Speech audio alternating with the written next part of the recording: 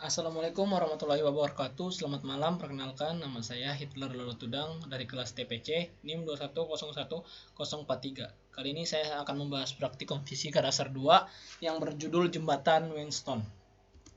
Abstrak. Praktikum Jembatan Winston bertujuan untuk memahami prinsip Jembatan Winston dengan menggunakan simulasi yang tidak diketahui dengan prinsip Jembatan Winston. Langkah untuk melakukan praktikum kali ini yaitu dengan metode pada PET Colorado Simulation, di mana pengganti pada simulasi yang tidak diketahui besarannya. Pendahuluan. Bab 1 pendahuluan. Latar belakang. Rangkaian listrik Jembatan Winston adalah salah satu rangkaian listrik jembatan electrical bridge. Rangkaian listrik Jembatan Winston biasanya digunakan untuk mengukur tahanan R suatu bahan yang tidak diketahui nilainya. Tujuan praktikum kali ini yang pertama, memahami prinsip Jembatan Winston menggunakan simulasi. Yang kedua, mencari nilai hambatan pengganti pada simulasi yang tidak diketahui dengan menggunakan prinsip Jembatan Winston. Permasalahan. Yang pertama, bagaimana memahami prinsip Jembatan Winston dengan menggunakan simulasi. Yang kedua, bagaimana mencari nilai hambatan pengganti pada simulasi yang tidak diketahui dengan prinsip Jembatan Winston. Bab 2, dasar teori. Jembatan Winston adalah susunan rangkaian listrik guna mengukur suatu tahanan atau nilai hambatan R yang tidak diketahui besarannya. Jembatan Winston merupakan suatu alat ukur yang ditemukan oleh Sir Charles Winston. Rangkaian pada Jembatan Winston dibentuk oleh 4 buah hambatan yang berbentuk segi 4, A, B, C, atau D, atau lebih. Ini contoh rangkaian gambar Winston. Dan di sini konsep pada Jembatan Winston, pada rangkaian Jembatan Winston digunakan untuk mengukur salah satu nilai hambatan yang tidak diketahui besarannya. Di sini rumusnya yaitu untuk mencari RA sama dengan R1 kali R2 per R1 tambah R2 tambah R5, RB-nya sama dengan R1 kali R5 per R1 tambah R2 tambah R5. Untuk mencari RC-nya R2 kali R5 per R1 tambah R2 tambah R5, RB3 sama dengan RB tambah R3, RC4 sama dengan RC tambah RC4, 1 per RB. Setelah kita mendapat hasil dari RB3 RB4, di sini dengan mencari 1 per RB3 C4 sama dengan 1 dibagi RB3 ditambah 1 per RC4, dan kita akan mendapat nilai total. R totalnya sama dengan RA ditambah RB3 RC4. Bab 3. Diagram alirnya yang pertama kita mulai dulu, dan kedua kita membuka link pad, terus kita mengatur variabel tegangan, membuat tabel dari grafik, mencatat data, pengukuran, pembahasan, selesai. Alatnya itu pad simulasi, ampere, dan baterai. Prosedur kerja praktikum pada kali ini. Prosedur kerjanya yaitu yang pertama buka file simulasi, buatlah rangkaian seperti pada digambar. Ketiga, atur tegangan input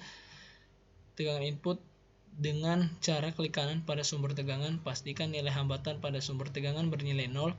Atur kiriman nilai resistansi R1, R2, R3, R4, R5 dan tegangan input baterai.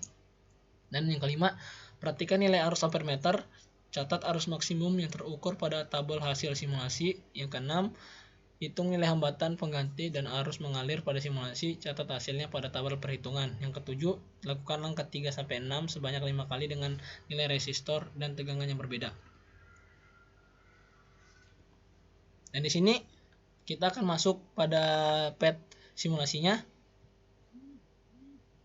Di sini saya telah mengatur R1-nya. R1-nya di sini saya dapat 0,5 ohm dan R2-nya di sini 30 ohm, dan R2 maksud saya di sini R3-nya 10 ohm, dan di sini R4-nya 15 ohm, dan di sini R5-nya 20 ohm.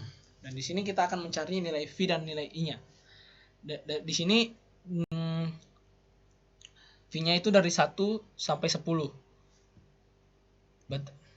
Nah, terus kita masukkan 1, V-nya 1. Nah, dan di sini kita dapat 0,5 ampere. Terus kita naikkan menjadi 2. Dan di sini kita dapat ampernya yaitu 0,10 ampere. Dan kita naikkan lagi ke angka 3. Nah, di sini kita dapat nilainya 0,15 ampere. Kita naikkan lagi ke 4 dan kita mendapat nilai 0,20 ampere. sampai ke 10.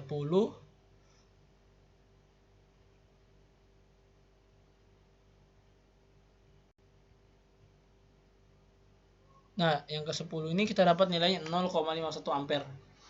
Kita lakukan ini pada data kedua dengan R1, R2-nya yang dengan angka yang berbeda, dan kita lakukan cara ini untuk mendapat nilai V dan I-nya. Nah, di sini pengolahan data pertama saya, yang pertama R1-nya yaitu 25, R2-nya 30, R3-nya 10, R4-nya 15, R5-nya 20, dan data 2 saya R1-nya 20, R2-nya 15, R3-nya 30, R4 40, R15-nya 10 dengan variasi tegangan dari 1 sampai 10. Analisa data dan pembahasan bab 4. Nah, di sini tabel nilai hasil pengukuran data pertama saya bisa dilihat nilainya yang tadi saya bacakan.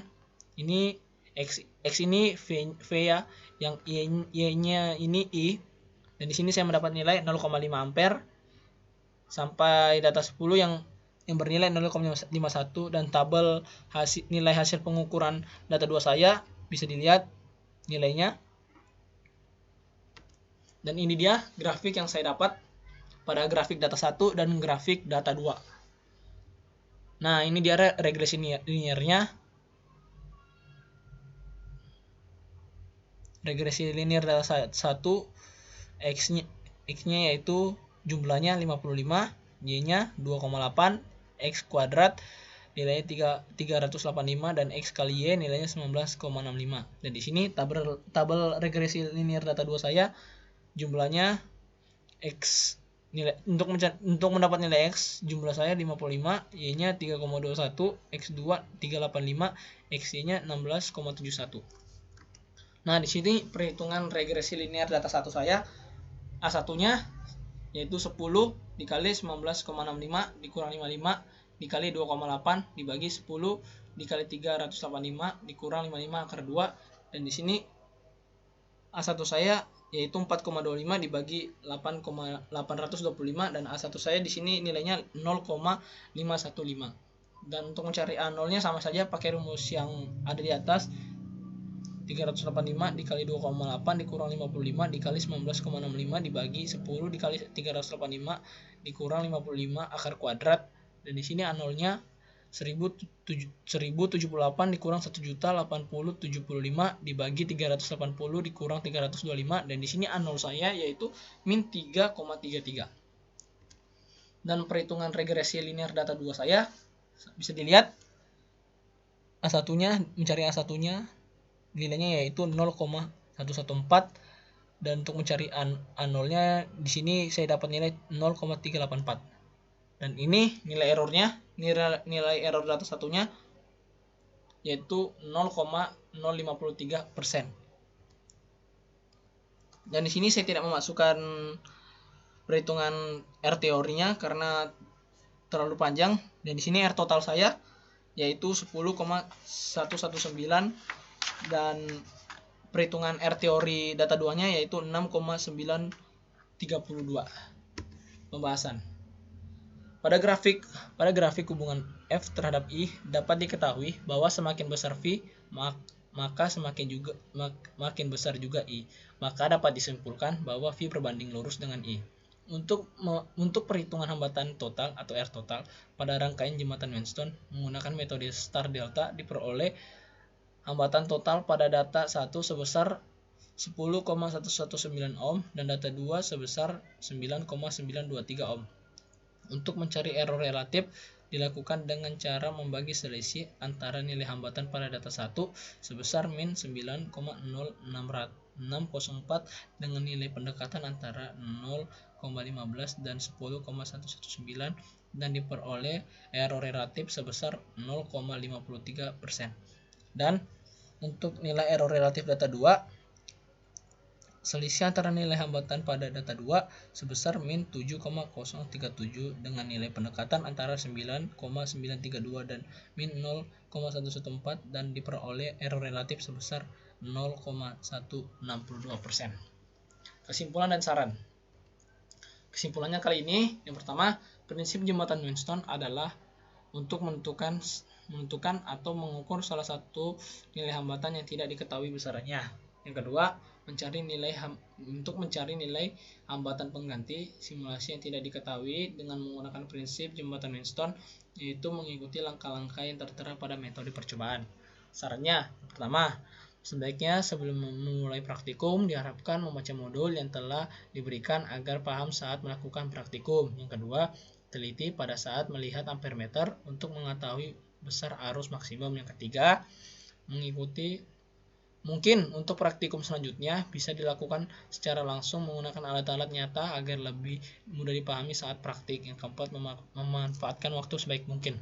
Terima kasih atas video praktikum saya yang berjudul Jembatan Winston. Assalamualaikum warahmatullahi wabarakatuh. Selamat malam.